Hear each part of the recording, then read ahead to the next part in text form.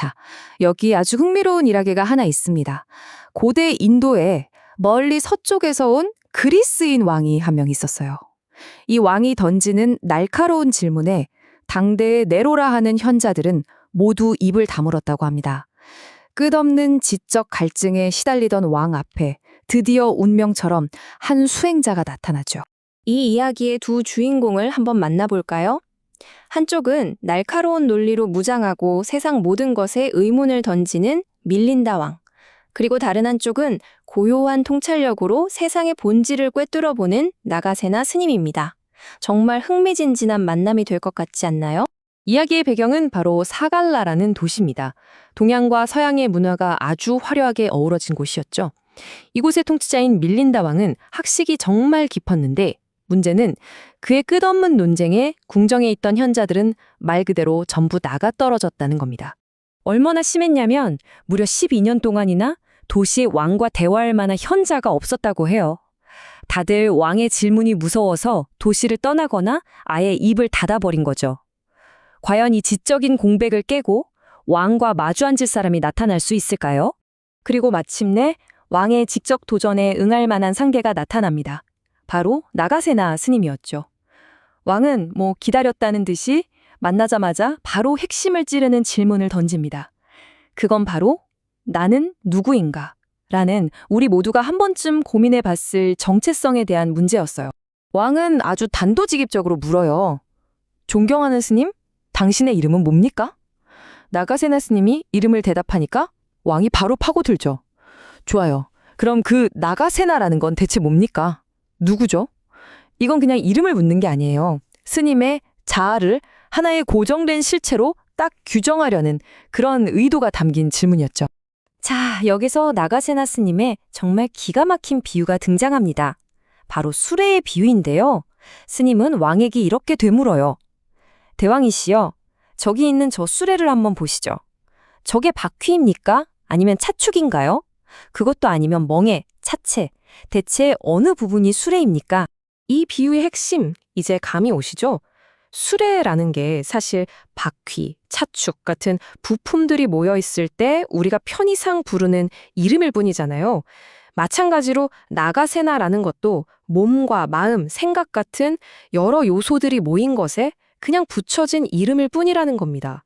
영원히 변치 않는 독립적인 나라는 건 없다는 거죠. 이게 바로 불교의 핵심 사상 중 하나인 무아, 즉 실체 없는 나라는 개념입니다. 모든 건 끊임없이 변화하는 과정이라는 통찰인데 이거 현대 심리학에서 말하는 유동적인 정체성 개념하고도 되게 비슷하지 않나요? 나라는 존재에 대한 이런 놀라운 설명을 듣고 나니 왕은 또 다른 궁금증이 생겼습니다.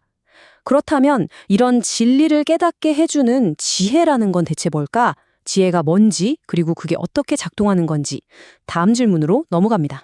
나가세나 스님은 지혜, 팔리어로는 빠냐라고 하는데요. 이걸 어두운 방을 밝히는 등불에 비유합니다. 지혜라는 게 그냥 책 많이 읽어서 지식을 쌓는 게 아니라는 거예요. 오히려 무지라는 어둠을 확 몰아내고 진실을 볼 수 있게 하는 빛, 그 자체, 바로 그 힘이라는 거죠. 이 빛이 있어야만 비로소 세상을 있는 그대로 똑바로 볼 수 있게 된다는 말입니다. 자, 이제 밀린다 왕이 다시 회의론자다운 면모를 보여줍니다. 아주 날카로운 질문을 던지죠.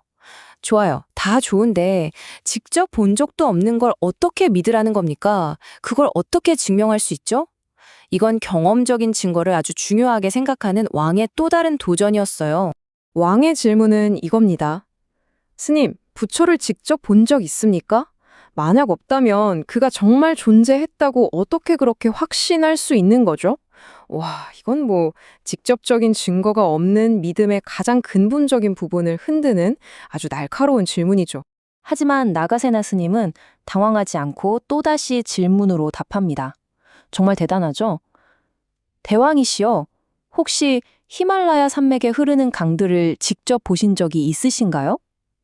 이 질문 하나로 논점이 존재 그 자체를 받느냐에서 그 존재가 남긴 효과를 받는 자로 아주 자연스럽게 바뀌게 됩니다. 그리고 이 비유는 이렇게 멋지게 마무리됩니다. 우리가 히말라야에 직접 가보지 않아도 거기서부터 흘러나오는 강을 보고 아, 저 너머에 거대한 산맥이 있구나 하고 알 수 있잖아요. 마찬가지로 부처의 존재는 그가 남긴 위대하고 체계적인 가르침이라는 도시가 지금도 이렇게 번성하고 사람들을 이끄는 걸 보면 증명된다는 겁니다. 자, 지금까지 왕과 현자의 정말 전설적인 대화를 살펴봤는데요.